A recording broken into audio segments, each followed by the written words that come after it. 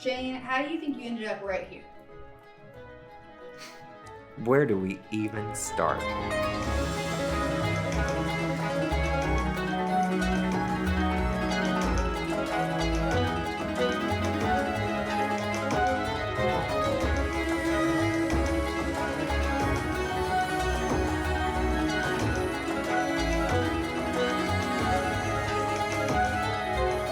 I was determined to leave this place better than I found it. For the most part, I'd say I let my gut be my guide. Stefanie Fair. Shane Stevens. I'm so happy you're here. I'm so happy to be here. Yay. Sister from another mister. Yes, sir. Oh my gosh. LA transplant that we're happy to have. Well, I mean, I've been here 9.5 years. I know. It's a 10-year town, so I'm about... You're about official. I'm about official, so that means they're going to be nice to me soon. Mm-hmm. Country people will start to, like, embrace the fairs. Right. In about a half a year. I'm waiting. And we are going to get to that, Yeah, actually, because, first of all, I would call you an icon. Aw. Miss Icon. Aw. Daughter, wife, mother of 4. Let's talk about that. 4 teenagers. Surviving perimenopause. Surviving, trying to be fabulous through it all. Girl group, Wild Orchid, pop star, Check. friend of friends. Check. You should be an author by now, actually. I know. Why I never wrote a children's book, having so many so fast. Yeah, you know how to do it. I don't know. I know. And they're all great. They're pretty fabulous. And 2 are driving. 3 are driving. No, 3rd just started driving. Ooh, Lord, y'all get off the road. I've had to teach 3 kids how to drive. Well, 3 thankfully years they in a row. probably have cars at this point that help them drive. Actually, 2 of them do. You know what I mean? 2 of them do, but no, they know Oh my how gosh! to drive. And former reality star. I know. Isn't that, I did that too. Both of us have that in common. I know we have that in common. But One season wonders. What a blip! What a blip. When I get those Facebook pop-ups or those crazy DMs, I'm like, I did that. Right. I was on Bravo. Yeah. I did a reality show. And see, Wild. we were on the Sundance Channel, but it was like the docuseries reality based kind of Will and Grace and Girls Who Like Boys, and it was so Cherie Austin was my girl, so she was the Grace to my Will. And the weirdest thing about living in Manhattan, I filmed that show here, living here, and then the weirdest thing about being in LA and Manhattan during that time is people coming up to you and talking to you like they know you. Yes. And then me being like, oh my God, was that like a martini or 2 in or something What at the did I time? say? And did I meet you? Like, because Yeah. they're like, so how's it going with Matt? And I'm like, whoa. And then thinking, I've forgotten this person. Oh, yeah. And no, they just saw you on TV. Yeah. And now they want to give you all their advice and tell you all the things about everything you're doing right and everything you're doing wrong. And that was pretty crazy, but I wouldn't change a thing. And I would be nowhere near where I am in my life right now had I not done that. Because it gave me the courage actually to end a relationship that had needed to end 3 years prior. Isn't that amazing? Like, you don't know why you're doing it. I really didn't know why I was doing it. I think I had just turned 40 and I was like, why not? I've done everything else. It made me have such a respect for reality TV because I was a child actor. And so this was so different, and also was not playing a role, was just being me, which is also makes you very vulnerable. And it was real, honest. But the funny thing with me, and it was called There Goes the Motherhood, and it was on Bravo, is that it was basically the Real Housewives of Brentwood. kind of basically. And they tried, what they did is they shot like half stuff that was very housewifey, and half stuff that was very like mommy therapy. And they never really found it didn't find its footing. It didn't. I mean, it actually did better than some of the Housewives shows at the time, but there was, there's always drama with the network and the producers. But then we moved to Nashville, and that was that. But I find that people will act like they don't know it, and then like years later, they're like, "Oh, I actually saw it." Like for me, the moms. You can't, if you watch anything in the Bravo sphere, there's no way you haven't caught something. But it was such a blip. Show. But it was a trip. I'm glad I did it. Would you do it again? I'll never say never. Right. I mean, there's been quite a few opportunities. I think we've spoken about it.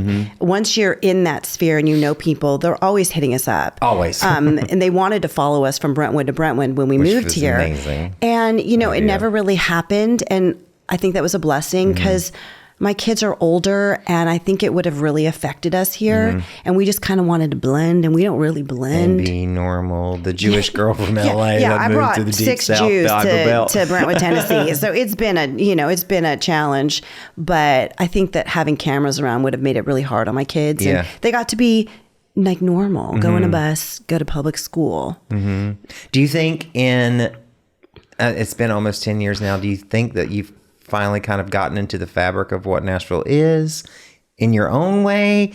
Does it feel like home yet? Home is wherever my family is. Right. So, of course, it feels like home. And I was lucky to have my parents move and my brother move. So my entire little family is here. So it does feel like home. When I go back to LA, I don't miss LA. I mean, I miss restaurants and people.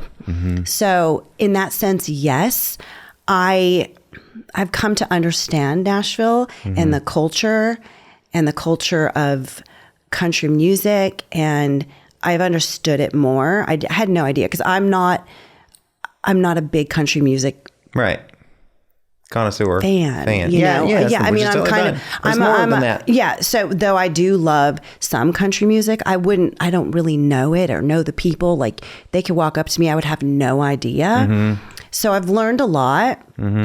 I respect the way that they like to keep it in-house, but it does make it hard when you're trying to be creative in a space that doesn't really want you. Right. Because you're not a good old boy, or you're not born and raised here. And so all about it. So, and I've really seen it against my husband, which against me, I don't really care. But your husband, who's also an icon. Who's a genius. And I laugh because these people that are Ron Fair is like, guess what? He's produced all the songs you wish you had written. Yeah. And what's funny is that major superstars will text my husband back, are so respectful. And I'm talking the 1%ers, where some of the people here in Nashville are so ghosting. Left on red, honey. But it's like they hide behind the bless your heart thing. And I just don't respect. So I've seen it. So patronizing. And I'm not a fan of it because I'd rather you just be straight up like not into something and tell me than to act like you're great. We're the going to call thing is you. you can be direct, honest, and kind. Thank you. Period.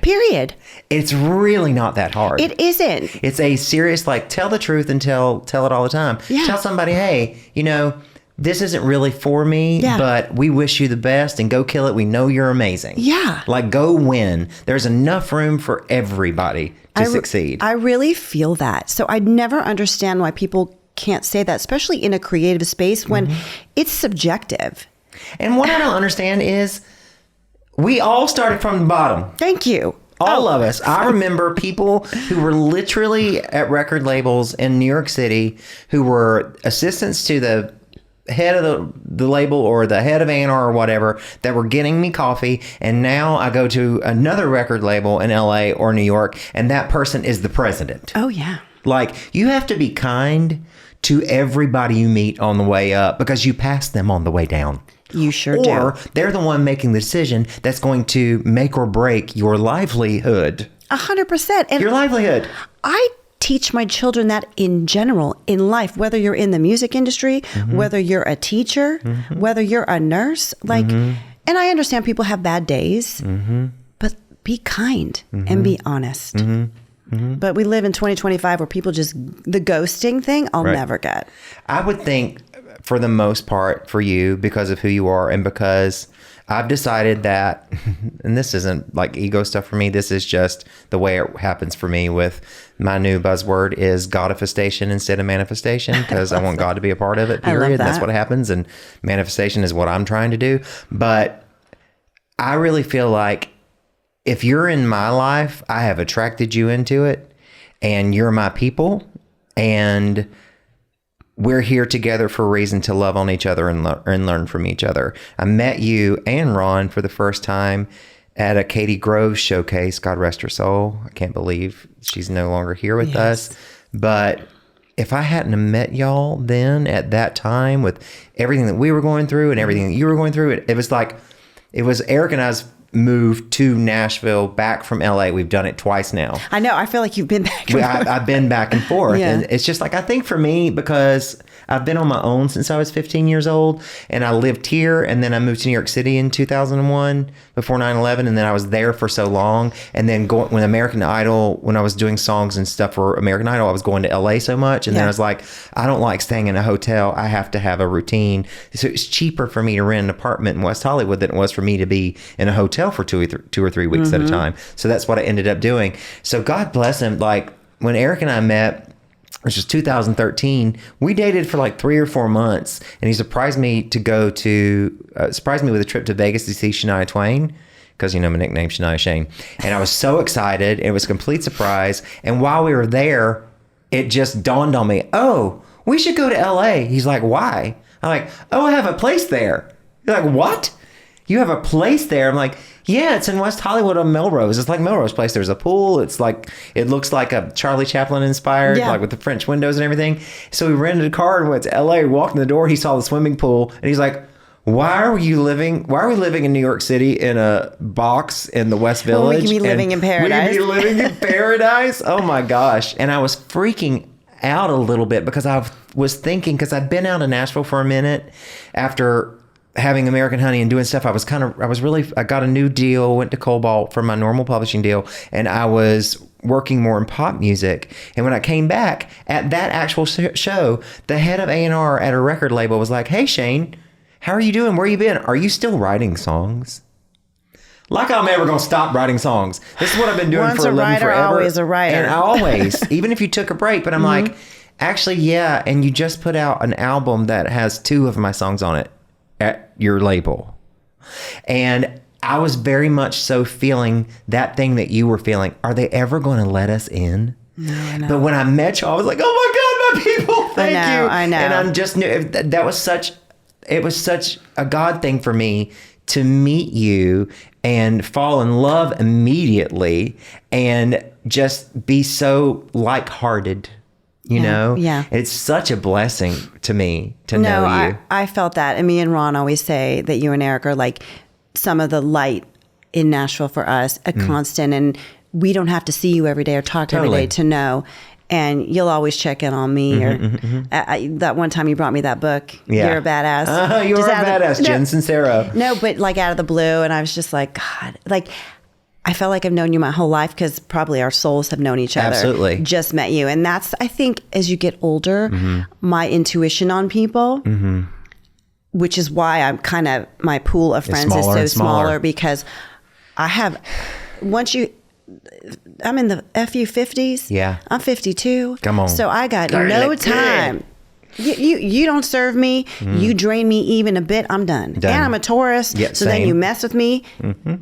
Goodbye. I will give you a chance. I will give you grace. Right. But I am so like, ooh, don't mess. It took me a long time to figure that out. Like there are some people that are forever in your world and relationships grow and evolve and change. And then there's some people when you're in a season of promotion that can't come with you. Yeah. And I think the clarity that's come from Eric and I decided to stop drinking. It's been 2.5 years. And the first year, I didn't really care about it either way. It's like it was fun or whatever. I did all that. I didn't even drink until I was into my 20s, well into my 20s. But the clarity that comes from it, it doesn't come right away. But about a year in, I felt horrible. Like, I think everything just started to hit me. Like excuses I made for people's behavior. Yes. Excuses I made for my behavior. Like starting to go, oh my God, did I say that? Just recalling things and then forgiving myself and having grace for myself. And also the other thing that's wild is when you stop drinking is people's like, why do you have a problem? Oh, I don't drink. I shouldn't say occasionally.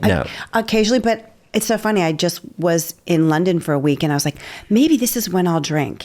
And like, I have one drink had one drink, and I just don't I don't feel the same, and I don't feel the And need. perimenopause does not. No, I do not want a migraine, and I'm trying to keep it hot as naturally as I can while it all starts to, go down. So it just doesn't serve me, and I really haven't drank in years. And the irony is what happened to me last year when I got a DUI and I was completely sober. So that was fun.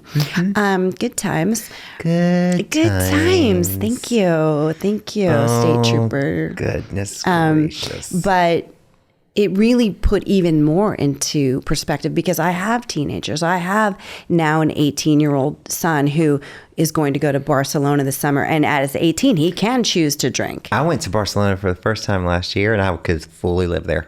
Okay, well, I'm going. You may so I'm lose your excited. child to Barcelona. Oh, Lord. But you could go to Barcelona. Well, I'm going. But you could go and be there. We can create anywhere, darling. Yeah, no, that's...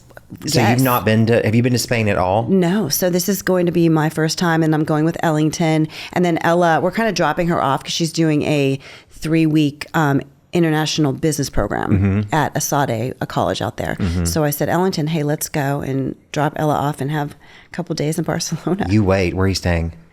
I don't know. We have to figure that out. Okay. Airbnbs are great there. We got a 5-bedroom flat because we went with 4 other friends for my friend's 40th birthday, Sarah. But the first 2 days we were in the Soho house. The rooms are tiny, but it is absolutely magical. I was fully Carrie Bradshaw. With the French doors looking out over the courtyards and the I'm food excited. and the beautiful. Everybody's beautiful. Everybody's bilingual. And everybody's smart and everybody's having a party. It is magical. I'm so excited for you. I'm so excited. I wish Ron could go. Do your kids get birthright? Do they? I mean, I know going to Israel right now is not. No, but they will. I really hope that at some point they do. Yeah. Take that opportunity because I have been, and it's incredible. So, was it completely life-changing for you to go to Israel? Well, was it scary? Was it fun? Was it? I never told you the story. No, you're not Okay, telling me I'll the tell story. you the abbreviated. So this is very Fair family. So Ron was reality show. Let's take it back to where. Yeah. So Ron was on a reality show called Living in La La Land. Oh, that's where hilarious. Where it took Israeli artists, brought them to LA, and he was kind of the Simon Cowell. Mm-hmm. And they wanted him to go to Israel for the finale to kind of like pick the winner and then produce a song. Okay. So he didn't really ever want to go, which is interesting. And just something you didn't know. I always wanted to go. I'm like, they're flying us first class. We're going. We're going. Mm-hmm. We are going. And don't threaten me with a good time. No, and he's like kind of a celebrity there, which was really funny because when we landed, it was like Ron Fair everywhere. It was very funny. But within 24 hours of being there, I was in the hospital with. This only happened to me with a whatchamacallit, appendicitis. Yes, appendicitis. Oh. Yes. Did you have to get your appendix out in Israel? Yes. So I wasn't feeling well, and this is in true tourist fashion. I'm fine. I can take it. I can take the pain. I have a huge pain threshold. I'm it's just constipation. I've been traveling, And then 6 hours later, I was like dying. Yeah, and Ron had to go film. He's like. And while you're dying, I'm going to go film this real quick. So I literally said, so the hotel doctor came in and like touched me. It was like, oh, she needs to have surgery. Like this is appendicitis, I can tell. And I was like, just drop me off. You go to the Wailing Wall and do your filming and I will go, of course he didn't let me do that. Okay. But that's very me. It'll be fine. I'll be fine. They're just going to cut me open real quick. Yeah. So I ended up spending 4-5 days in the hospital. Had appendicitis, a whole bunch of stuff, but they took very good care of me. And my husband was filming, and my husband's sister's husband, David Drexler, had family there. So I had family, like I didn't even know, come and visit me, but I didn't really get to experience it. So when I got out of the hospital, I was able to go to the finale, and it was just a trip. And Alain DeLoco won, and he was like a rapper. And so then they had to go in the studio and write a song. And Ron's like, we need you. Come do this. I literally have like... You're bandaged up. Bandaged up. I've just had surgery, and I'm in the recording studio writing for this song, like the singing part of the rap. Because that's what a tough bitch does. Right, and then there's no one to sing it, so I'll sing it. And I'm thinking, okay, this is great. Then they'll get one of these gorgeous 20-year-old Israeli women, because they're the most gorgeous women. Ever. I mean, no one wants, at that time I was I 40? Was I 39? I don't know. I was like 37. Mm-hmm. No one wants a 37-year-old, whatever. Mm-hmm. So fast forward, we go home 6 months later. He's coming out to LA. They kept me on the song and I was in the video. Stop it. It's hilarious. Anyway, that's my Israel story. Wow. So you do need an Israel do-over. I do need an Israel do-over. Yeah. But one where I'm not in the hospital. What has it been like? I know there was a bit of weird, like, kind of, not kind of, some anti-Semitism stuff happening in Brentwood, especially with your kids being in, and you handled that so amazingly well. How have things been lately? We just went deep for the dark. I know, right? Well, it's real talks. What's happening? It's real talk. I would like to say there's been no anti-Semitism recently. Great. That would be a lie. Mm-hmm. Even within the last 3 months. Really? My son had a swastika on his car. What? Yeah. And, I really think it's happening in LA too. I know. I really think it's just ignorance. Mm-hmm. And, like when it happened to my daughter years ago, I did have conversations with some of these young men and their parents, and I don't think they understood. They thought it was funny. Mm. And so I remember at the time, like, I didn't want to go to the police. I didn't want to get these kids in trouble, like, on their record. Mark them. Mm-hmm. So I'd rather educate them. And I do hope that some of them can see, because I remember they're all very religious. Mm. It's always the kids with the religious spirit. Yeah, that have the, on their Instagram, Psalm, whatever. And I remember telling one of the boys, like, he was wearing this beautiful cross. I said, imagine being afraid to wear that. Right. That's how it feels. Right. And he had tears in his eyes, and I gave him a hug, and I said, I forgive you, and I know that you can do better. Mm-hmm. Just like, I want to I love people. And whatever your religion is, whatever turns you on, whatever makes you feel good, whatever, if you're going to pray to God, to, Buddha, to that beautiful lamp, right. It's none of my business. No, it's personal. It's personal. Deeply. So I've always respected people's religion. Mm-hmm. So moving here was kind of like, wow. Right. This is crazy. Right. Mm-hmm. So, but I'm a believer that, my family can make a change, and I can put out what I want back come back to me. You're be the light in the world. Yeah. That's who you are at the core of who you are. Yeah. Oh my gosh. So how did you end up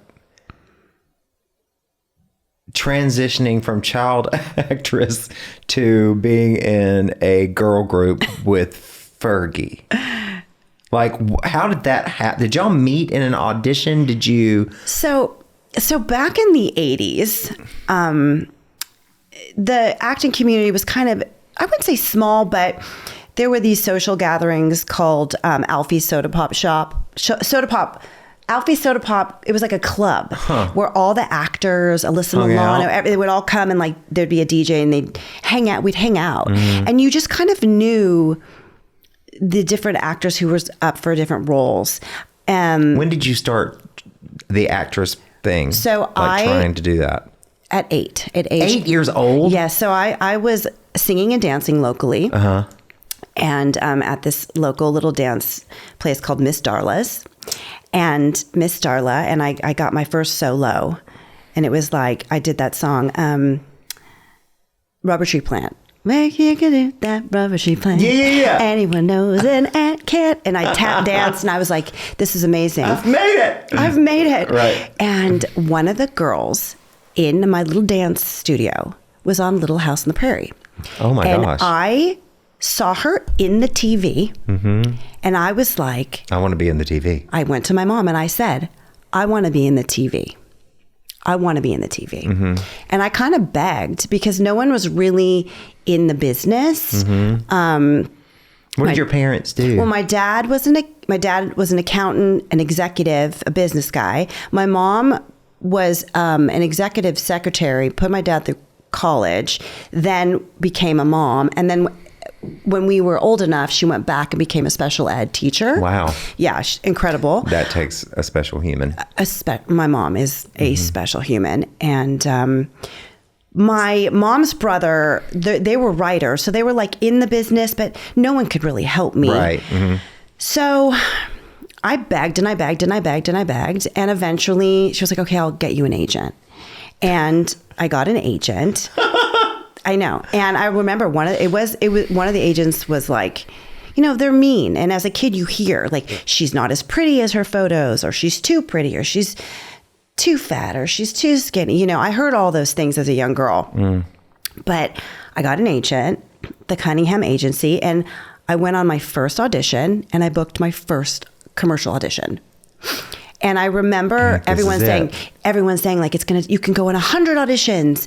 And I was just like, okay, like I didn't care. Do you feel like because of the age that you were seeing something that you wanted, because especially then for me, I think like the whole manifestation thing was happening for me because I didn't believe really what anybody else said. I was like, oh, if I can imagine this, I can be this. Yes. Because no one was telling me I couldn't, maybe. You know, at that age, probably. Was that what was happening for you? You're like, ignorance, blindness. Your mom was like, okay, I'll get you an agent. So you felt like, oh, well, then it's going to happen for me. I just, even when, because my parents were conservative and my dad was always like, well, you know, just so you know, you could go in 100 auditions and not, you know, and just so you know, I was just like, I didn't care. It didn't resonate. I was such a dreamer, believer, creator. I just was like, I'm going to be in the TV. And I didn't care if it was a commercial, you know, selling Donkey Kong cereal or Pepsi. Donkey Kong cereal, you yes. know? And then it was like I started doing all these commercials. And I remember when I went into my first audition, I didn't know what I was doing. What was your first commercial? So it was for, it was a doll commercial. And I can't remember the name. Belinda Butterfly, your hair is fun to comb. Come on, okay. Yeah, like looking pretty can be fun. It was like I remember the lines, but I remember walking into this audition and I stood there and they said, Slate. What the hell is Slate? And so as an 8-year-old, I was like, what's that? What's that? You know, I didn't understand the lingo. You'd never. But I wasn't worried to ask a question. Right. And I was direct. And I was like, oh, okay. Stefanie Jo Rydell, 8 years old. You know, whatever at that time you said your height or your weight. Yeah. And I just booked it because I think I was just playing. It was playing. It was creating. And so I went on to do all these commercials. And then it was like, well, now I want to be on like, you know, a television show. And I want to, you know. So then I was lucky enough to get a lot of different roles as guest stars on, you know, Facts of Life and Golden Girls. And, you know, I did a lot of pilots that never became. Right. And I always say I was a working actor. Amazing. I had a lot of rejection, a lot of hopes that were like going to go to series and didn't. A lot of callbacks, didn't get it.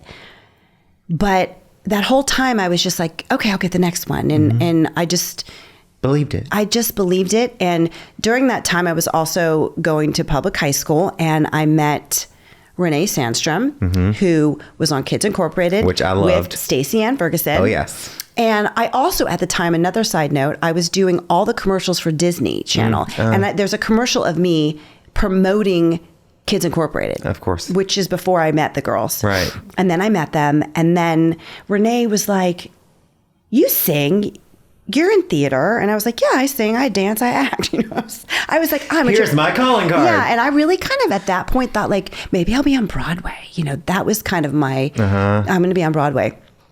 And then Renee was like, there's a girl group. Would you ever want to be in a girl group? And I was like, sure.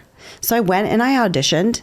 And I got in, and then Stacy got in, and there was another girl, Heather. She lasted like a little bit. And then this little girl group evolved, and it took us like 4 years and 2 other members. And then it really was always me, Renee and Fergie, aka Stacy, and we just all clicked. And none of us had ever written songs. And the songs they were having us sing were horrible. So you're like, we can do better than this. Well, I remember we sat with Jim Belliotado. Oh, wow. He might have been at Famous, but then he went to Sony Music Publishing. And he was the first executive adult to encourage us to write our own songs. And I was signed at Famous. Did you know that? That was my first publishing deal. That's what you just said. So across the street. I think Jim was at Famous, and then he went to Sony. And then we eventually got a publishing deal before a record deal. But Jim said, okay, what would you write? And so I had always written poems. Same. That's how So it was just putting a melody, making up a melody to a word. So then we got to write with other writers and co-write. And that's how I learned how to write. Because someone told me I could. Totally. And you believed them. And so I did. And you believed them. And I, sometimes and you dared to suck. Yeah, and I miss that innocence. And I think the older we get, at least for me, that has been the struggle of remembering who I am, because you get beaten down, and then you forget. Yep.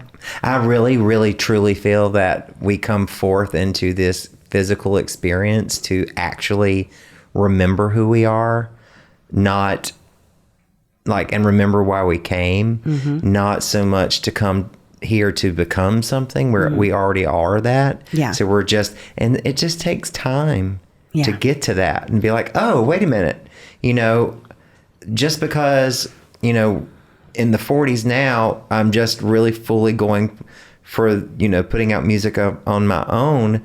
I just had to live some life. I had to figure out what I didn't want to know what I do want. And this last podcast that I just filmed with my friend Krista, we were talking about how when we were in our 20s, we were sitting in Brooklyn at a cafe table talking about, oh my gosh, do you think we'll ever make it? Do you think this is going to, I'm like, girl, I'm going to make it. And she's like, I'm going to make it too. But we thought at the time, oh, we're in our 20s. If it doesn't happen, I remember on my 25th birthday, I was sobbing on my way to see Rent because I thought, oh my God, I'm 25 and my album's not out yet. And they've told me I have to stay 23. And thank God all that's changed now. And you're not a woman. Right. So exactly. And I just was like, what if we just have to, but if we had made it then, I would have been a mess. I wouldn't have been able to handle. I would have 100%. said too much yes to too many no people that I should have said no to. I already did that anyway with relationships and even friendships and holding on to people for way too long that were not serving me. And I feel like at this place in my life, I'm in the same thing where you are. It's like, this doesn't work for me, and that's okay to let it go. It's okay to say, this doesn't feel good and I don't want to do this anymore. I don't want to go in carrying this weight. It's like I'm simplifying. We're cleaning out our house. We're emptying. We're I don't need all these shoes. I don't need all this furniture. I don't need this. Why is this stuff in this cabinet? Yeah. Though I will say I did find a charm for a necklace and a ring in the bottom of a mason jar, and I was like, oh my God, thank God I didn't throw this away. And my decluttering fit. But it takes the wisdom that comes from getting older. Oh, I embrace it. Though, it is an interesting dynamic having the intellect of living and the experiences, but then also looking in the mirror and things are changing. And I'm finding my way on what does that look like and loving myself through it all. And that is a journey.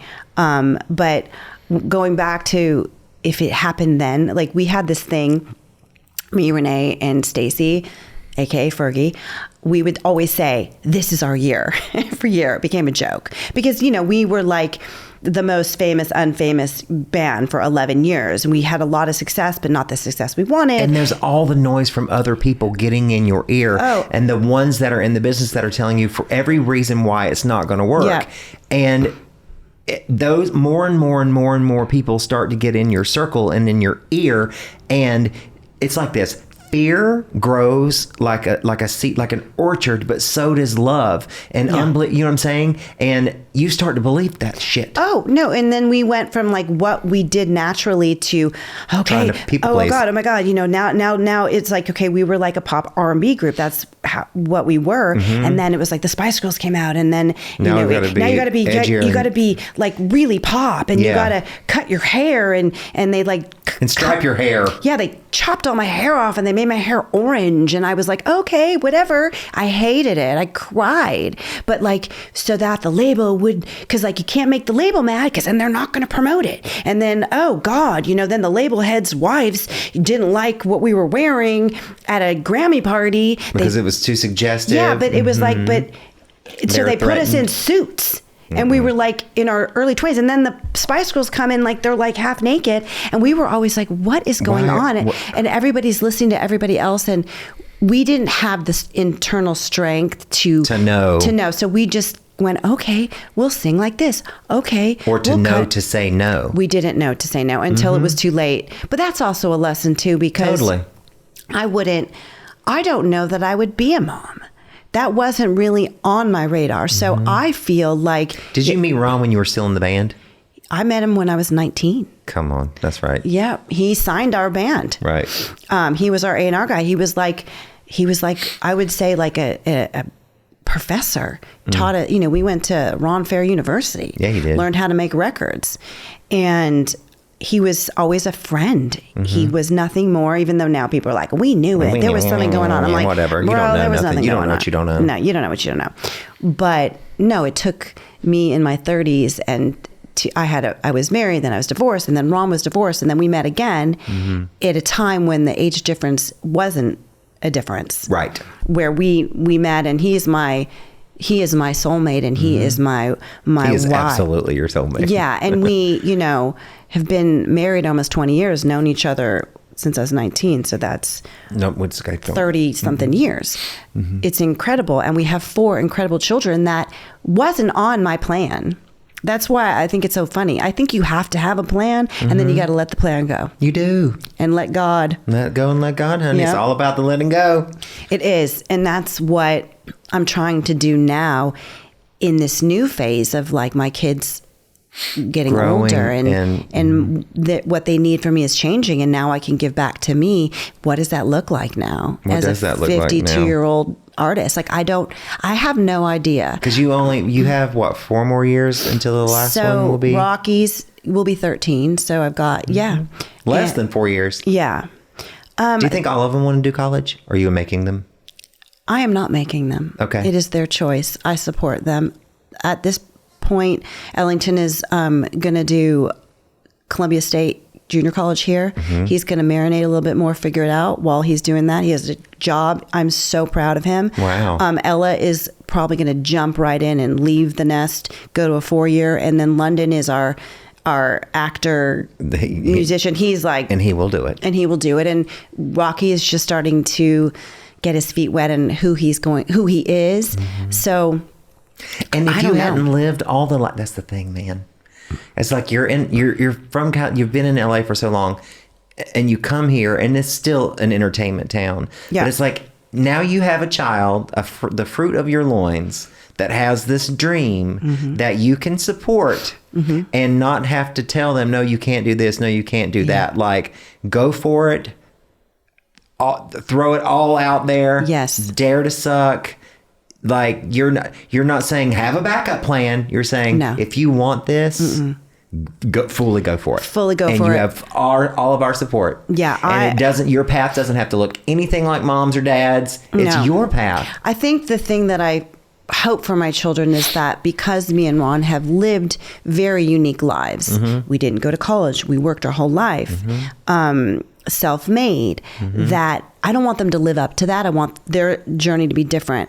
And it's been interesting because a lot of my friends are very traditional, where grades matter and where they're going to go to college matters. And I don't even look at their grades. Good for you. My whole thing is, are you happy with your grades? Do you feel like you could do better? Obviously, if the teacher calls me and you're not turning in your grades, you got to turn in your grades. You got to pass. Yeah. but I don't care if you have a 4.5, a 3.0, a 2.2. But are you a good person? Are you treating people well? I think school is just learning how to like have responsibility. Right. I don't really think that a lot of things. Accountability and yeah. I don't really. I think I wish they were teaching, taxes and how to invest, and credit cards and how to invest. Yeah, Absolutely. instead of chemistry if you're not going to use it. But I respect it's. Why can't school grow and evolve that way? The red tape. It's just like politics. It's like its own thing. It's just so set in its way. So, but I also think they're learning how to navigate with different personalities and with different teachers. You don't like that teacher? That's okay. Learn how to get through this semester. I'm not going to change your class. Right. Some parents change the kid doesn't like the teacher. They get them out of the class. I don't. I'd rather teach my kid how to deal with having the real stuff that happens in the real world when you have a boss that you don't like. Yeah. And you have to figure that out. Yeah. Because you got to pay your rent. Yeah. Or my kids who my one thing was, you want a car? You get Are you telling me you're parenting? Parenting. I know. Who knew? I know. It's wild. And some days I'm like, Stefanie Rydell has 4 kids. And she's still snatched. You know. Yes, ma'am. I'm trying. She's still in it. You ain't gonna take her out of high heels. I know that. No. You are Carrie Bradshaw that way, baby. Oh, please. I know. She's like, I know. You can run and dance and do all the things. I was doing it all. And thank God there was no internet. I say that all the time. If there were camera phones and all those things in my early 20s in Manhattan in the club dancing, that would be... I was a good kid. I was always good. But ooh, Lord. But you were still... I was the same way. Yeah. I was around sex, drugs, rock and roll, everything. But I was always very good. I think because I'm a control freak. And I don't like to feel out of control. Because we're Tauruses. So I didn't care if you wanted to do it. But have a good time. I love it. I'm here. I'll clean up your mess when you're done. Thank you. That was the same way. So I never judged people for it. But I was also like... I also scared. knew that if I tried certain things, I would like it. I will never forget this one time. So true. There had been this one time in Manhattan. I went to a party, and I walked in the door, and there was a gold bowl, full of cocaine, and there were 3 police officers there. Oh, I believe it. And I was like, they're like, would you like some cocaine? I'm like, are the 80s back? Yeah, what's going on? Is this what everyone's doing now again? Like, what's But I just knew. I was like, if I do this, it's over for me. Yeah. Because I'll be like, ooh, this stuff makes you skinny. I don't want to eat nothing. Yes.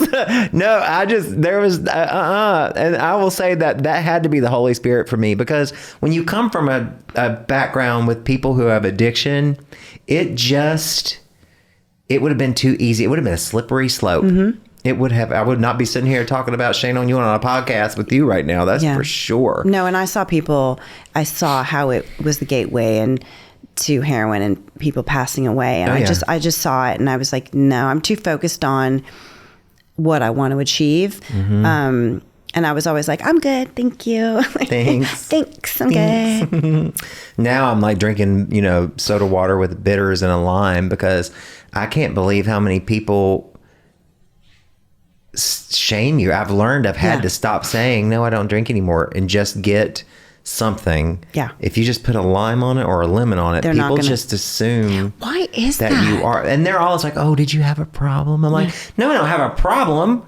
And if I did, also know your business. I just met you. Yeah. But also, why am I telling you? I know. In the first place, why do I care? I'm just, no, thank you. That should be enough. Yeah. No, I'm good. Thank you. Because it makes people really uncomfortable. Well, I think it makes them defensive because maybe they have an issue. I'm not sure, but I've found that as well. And like I said, I went to a pub with my girlfriends in London, and they got a beer, and I got a Diet Dr. Pepper. Yeah. I was happy. Yeah. And I do the same thing now. I order something. Oh, we have Diet Dr. Pepper here, and I love it. Oh my gosh. That is like my vice. So now that we're so close to, you've got 3 that are going away, and when your youngest does, what are you going to do? Are y'all going to stay in Nashville? I mean, because as long as your parents and your brother. I mean, I think we're always going to have a foot here. I think we're always going to have a home here. Would you go back to California? No. Okay. No, I would not go back to California. I really don't know. I mean, I guess it depends on where my kids end up. Mm-hmm. But I would love to travel more. I would love to create again. Mm-hmm. I think about it a lot. Mm-hmm. Because you know I'm about to go there too. I know. So it is top of mind. It's exciting and it's scary, but it's kind of like Stefanie 4.0 because I feel like I was an actor, then I was in a girl group, then I was like mostly songwriter, becoming a mom, reality show, back to being a mom, and I don't know, but I am excited about. I miss creating. I love being a mom, but it is not enough, and I've always known it was a finite time to be the mom that I wanted to be. Yeah, I had to give it everything you had. Yeah, because you can't be great at something you're not. You can't be all things to all people. No, I can't do that. I would go to like even writing sessions when I first got here. I was like, okay, I'm going to write and I'm going to be a mom and I'm going to do this. And it was too much. And it didn't feel right. I wasn't really creative. I wasn't in that mindset. You have to be in that mindset. So I think that I miss acting. I think I'll always write, and I always go and my husband's like, I need backgrounds. I need oohs. I need this. Yeah. So I always go and I get to sing a little, and that's fun. And I'll always write, with people I love, but maybe acting, maybe go back into that as a 52-year-old woman. I don't know what that looks like, but it looks like anything is possible. Yeah. So I think that's just, that would be a dream for me. It's like, do we really have to get to our ages now to be like a child again? It's really like, even in the Bible, it's like the childlike wondering and wandering and dreaming and believing. It's like when I don't think as a kid that I dreamed of like making movies or being an actor. I just always wanted to sing and dance and be on a stage. And once I realized that people like that, then I wanted it. And then of course everybody starts to tell you all the reasons why you shouldn't and why you can't and all those things and blah, blah, blah. But like when I wrote the movie musical that we sold to Paramount right before the lockdown, I went back to that place somehow of, I'd never done anything like that before. It wasn't like some big dream of mine for a long time, but it was I can do that. I can do that. And literally before we walked into Paramount, which is where we ended up selling the movie to, Karen and I grabbed hands and I looked at her and I said, somebody's got to sell a movie today and it may as well be us. And then I prayed, God open every door no man can shut and shut every door no man can open, which is actually from the Old Testament. It's like Isaiah 22:22, I think. And then we went in and we did it. And then we did it again. And then we did it again. And the thing that everyone says to you can't happen, which is like, you've never done this before, or that we got offers in the room. I watched the heads of studios melt and cry, and we have to have this, we have to have that. And it just kept happening. But there wasn't enough time from, hey, Shane, do you want to do this, to we're doing it, in between for me to have doubt. I just believed it like a kid. Yeah. And I got really excited and I could see it and I could feel it.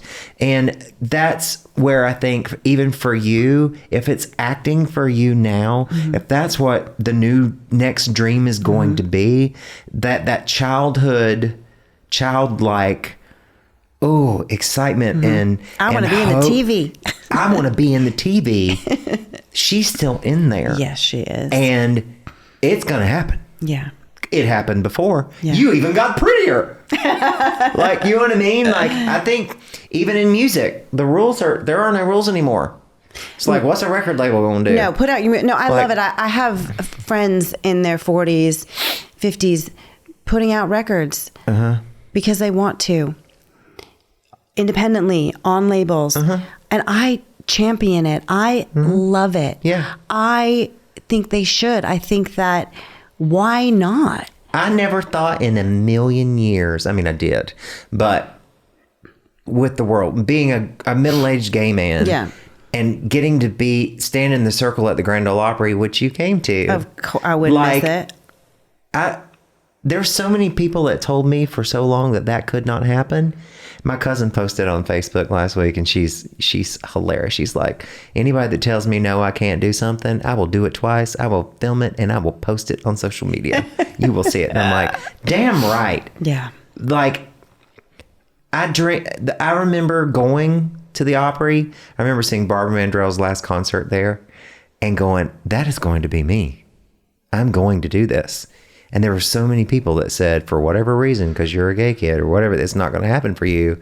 And I'm realizing that that's how things have happened, is when I just believe it enough and I just let it go and I can come back to it, and it just just happens. I just want everybody to know this. No, I know. And don't make it so hard. Well, I think that, and don't you feel like the social media aspect is crippling? And it's like, I know you have to use it. It is advertising, but it also is so crippling, and it is so fake. And then trying how to cut through. And people are really smelling out the fake, though. I think so. You know, I think so. And look, there are podcasts and all these things that you can do, because clearly here we are sitting here doing one right now. And everybody's like, well, I'm just going to do mine from my living room. And I'm like, that's great for you, but I want some lights, and I want this place to look like my house. Yes. I still want to feel good. I'm still a little bit vain like that. I want to feel good. I'm very good. Well, we're and Tauruses. I want my people to. We're Tauruses as well. We're vain. Yes. And there's nothing wrong with a healthy dose of vanity. Right. Absolutely. But I'm just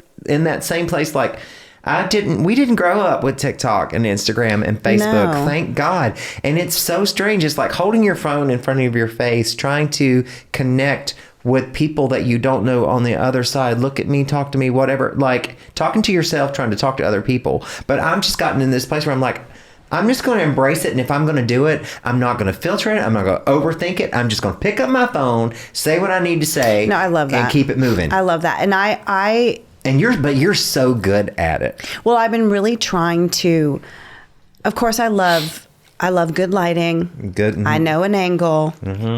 But I am not going to filter everything out, because it feels so wrong. So I try to do a balance of like, I'm going to post a good shot when I get a good shot. But I also want to, if I am going to talk to my followers about how I'm feeling that day, I want it to be real. Human. I want it to be human, because guess what? When they see you on the street and you don't look nothing like you did online, like how, also, it's not attainable. No. So when I see women doing this, I'm like, I want to be like, stop. Right. Stop. You're beautiful. You're beautiful without it. Like, I'm not saying don't do your hair and don't tweak it, don't get Botox. No, like I was like, there's lighting. Thank you. Yeah. You know, but it's too much. And I have a daughter and I have sons, and I want them to see. And if you can't be an example for them. No, so they see me always. Let everybody else online be? No. And I want it to be okay. Right. You know, I want it to be okay to be. You do a great job with that. Thank you. You do such a great job with that. Thank you. You're exactly who you are. Thank you. There and here and in life, and within your family, in your home, in your marriage. It's amazing to watch, and it's amazing to watch you celebrate everyone, and I'm so appreciative of that. And you always showing up for everything when I'm wild and spiraling and spinning out of control, trying to control everything. But I really appreciate that. It's so much fun to watch. You know, Eric and I don't have kids, so we kind of vicariously live through people, and we don't want them. I love y'all, but I don't know how y'all do it. I don't know how we do it all the time, but. You know, I'm sure that is a completely different kind of love, but I'm so in awe of it and amazed by people who can do it, and people who can be in our business and raise amazing human beings. So good on you, Miss Girl. Thank you. I love that. I love that. So acting is what's going to happen. Acting is what's going to happen. Because you believe that you can. I believe that I can. Listen, it's like that's the thing, is you get online and you see, it's like even watching our girls, Sex and the City girls. age. Yeah. And how cruel everyone is. And Sarah Jessica Parker saying, I missed out on the good getting a facelift at 40, and now if I did it, or it's like, who cares if you do it, girl. We I know. I love her whatever way. Right. But like everybody expecting people to stay stuck in time, or it's hard. It's hard. And it's like, no, you earned these wrinkles and this gray hair, and you're still here and have a story to tell. And it's human. And but even that is proving that yes, they've been famous forever. Yeah. And yes, Meryl Streep has been famous forever. Yeah. But there's so much content now on like that's why in a lot of ways, like moms that blow up on TikTok or whatever, and then they're making a living doing it, like that's happening and people love that, you know. Oh, they make so much money. I mean, there's a whole market. I've been told for so long, oh, if you do this, do this, do this. And honestly, like I would dabble. It's so funny. I was dabbling in it with TikTok, and then someone like took my TikTok handle. It's been a whole thing. Like someone took it over, and I thought that was a sign for me to like stop. Yeah, because it didn't feel authentic. And I was like trying to do a video every day and see how that feels and see what I could build and see what I could, money I can make and what, but it felt weird. That version of it. And then, but I was doing it. I was like, I'm going to make a video every single day. And then I was building and building, and then someone took it. And I was like, that is a sign. And then I couldn't get it back. And I was like, you know what? Thank you, TikTok. I'm okay right now. Yeah. That's okay. That's not my avenue. Yeah. But I tried it because I those people that can do it are amazing. It didn't feel... It felt weird. That's the thing. It felt weird to me. That's the thing. Like, even though it's like, you can sell this and you can make this and da-da-da. It's like, this feels weird. God has never done anything normal for me in a normal way, as you know. Like, I'll just... so when everyone tells me, oh, Shane, you have to do this, you have to post this many times on Instagram, and I'm sure I'll do it when it feels right, especially when you're trying to promote something. Yeah. But it gives me the ick. Same. To keep talking about the same thing over and over and over, but then they're like, but so many people miss it and blah blah blah, and you got to cut through. And I'm like, yeah, and because you're on the algorithm. I believe in the algorithm. creator of the universe that believes in my dream. So why wouldn't this happen differently for me? It's always happened in every other thing I've ever done in a different way. I'm like, what if this podcast blows up and I'm just sitting here talking about it, and then people start to dig and they're like, oh, you have music too? Then great. I just don't feel like anytime I've tried to force something, it doesn't work. I agree. And if it does work, it works temporarily. Yeah. And I'm trying to do what I'm doing in my life on the long game. Yep. You know what I mean? And you are too. Oh, always. So I'm like, if it gives me the ick, it's wrong. For me. Yeah. I'm expecting God to be like, this is what I have for you, and it's different. Where's the new invention, Stephanie? Where's the new thing that we can do? Yeah. What if we've got a whole new platform? I'm talking about it right now, so you know it's probably going to happen. Yeah, of course. Because I'm just not interested in doing it the way everybody else does. No, and everybody's like, what's your podcast like? I was like, I don't know. It's about love and life and being honest and raw and real. I mean, real. Yeah. Real. And inspiring other people and coming with receipts and being like, if I can do this coming from where I come from. Yes. You can do this. You can do this. I don't know if you read Viola Davis's book, her memoir. No, I have not. It is the most inspiring thing I have ever read. Wow. Other than the Bible and things like that. But when I tell you, if Viola Davis can be Viola Davis, no one has an excuse. It is the most inspiring story of perseverance. Like the hell that woman went through, what she came from, what she's seen as being also as being a Black creative woman, like what that woman has endured and conquered. No wonder she's playing superheroes now. Like, I'm in awe. It was so inspiring to me. And I really feel like,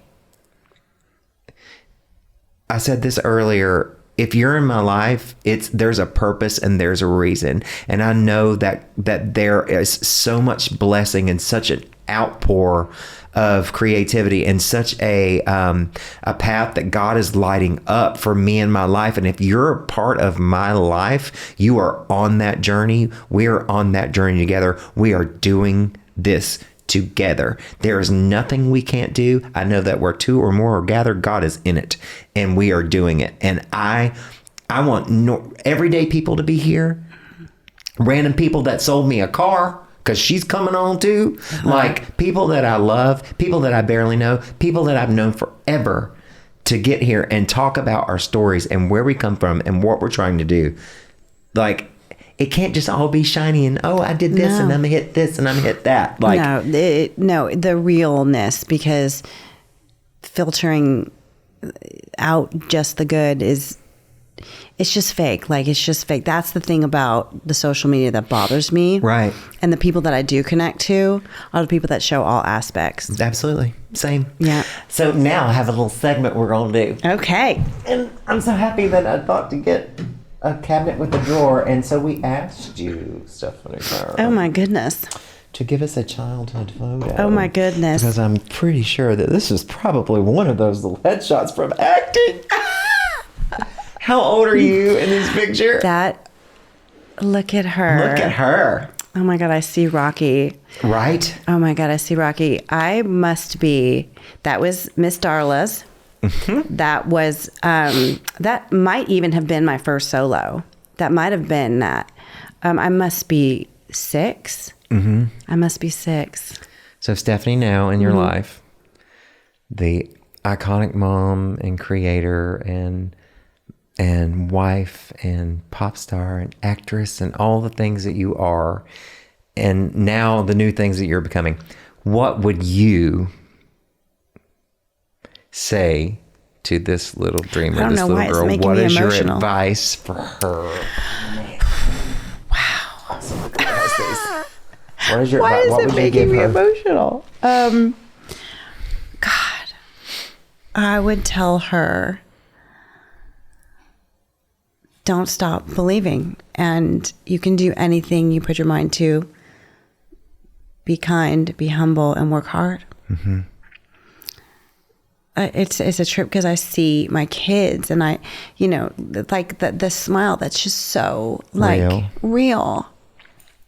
It's like that girl had no fear. Mm-hmm. She had no fear. Mm-hmm. No one could tell her nothing. I was spunky. I was fearless. Mm-hmm. And I, as you get older, you have so much fear because I have so many things to lose, I feel like. And my daughter wrote a paper about the burden of caring. And I care about so many people in my life that I can get, overwhelmed. So just, you can only control what you can control, and just believe and be kind. Mm-hmm. And you're still that now. I'm trying. And you're going to remember, especially after today, that all those dreams are still in there, and God hasn't forgotten your dream, and you had all these other dreams and all these paths and plans, and those have all happened. And I keep saying to everybody, we're the only ones that get in the way. We're the only ones that get in the way of our dreams. We're the only ones that have control over that. It's so true. And God has not forgotten our dream. And if we just go, oh, wait a minute, I remember her, and she's still there. So you came here to remember. No. Not to learn anything more, even. Like, to remember. Because before you came, those dreams were in you. There was a knowing. Yeah. And that's still there. So I would say, I want to encourage you to freaking go for it, because your dreams still matter, and you matter. You matter to me, you matter to your family, and you matter to the creator of the universe. You matter, and you're worthy, and it's time. And do it now. Start now. Put yourself on the list. Right, exactly. Do it now. Why not? The pickups are done. The pickups are done. You got kids that can pick up the pickups. That's true. I literally have 3 drivers. There's no excuses anymore. And I know. and cars that help them drive. So you know they're safe. And I know you got them little trackers on them kids. Life 360, Life baby. 360 is doing I know where the they're at. damn thing. Doing the damn thing. Doing the damn. I don't know. See, that's why I wouldn't be okay with having children, because knowing that knowing myself, first of all, I started driving when I was 9. Oh, I believe that. I can see you. Out of necessity. And I would pick up the cigarettes and beer at the beverage mart for the parents, and sign the ledger, and they'd hand it to me out the window. That is crazy. And I was driving to work when I was 15 because I had to. Yeah. Because how was I going to get there? Yeah. So I don't know. I'm like, oh my gosh, your 16-year-old child is on the road. Should we be on the road? But, I know. You trust and you believe that God's got them. That's all we can do. That's all we can do. So social media wise, is it mainly Instagram for you now? Yeah, Instagram is mainly Stefanie Fair. Okay. Instagram, my TikTok got taken over, so now I have some weird name. It's so bizarre. Your tick got talked. My tick got talked, and it's crazy because I was OG Musically. Yeah. And then I was on that app from the beginning, but so I'll figure that out at some point. But that's mainly it. I don't really do anything else. I mean, I have a Facebook, And that's where everybody can follow you, though. Yes, Instagram. So when Stephanie is making her debut, whether it's on the stage or on the screen, again, her reemergence, Yes. her return to herself, Yes. they'll find you. That's where they'll find me. Amazing. I love you so much. I love you. How much do I owe you? you? This feels like a therapy Oh session. my gosh. Better than a therapy Well, session. hey, I appreciate that. I just, I love I'm you. just so happy that you would do this. I appreciate. Are you kidding? I was honored. I was honored. All right, my friend. Bless you. I love you. Love you too. Mwah. Mwah. Yay.